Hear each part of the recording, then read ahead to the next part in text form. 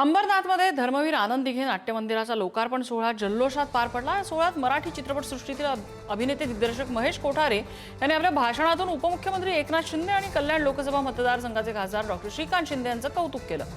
धडाकेबाज एकनाथ शिंदे आणि झपाटलेले श्रीकांत शिंदे असं म्हणत कोठारेंनी त्यांचं कौतुक केलं होतं।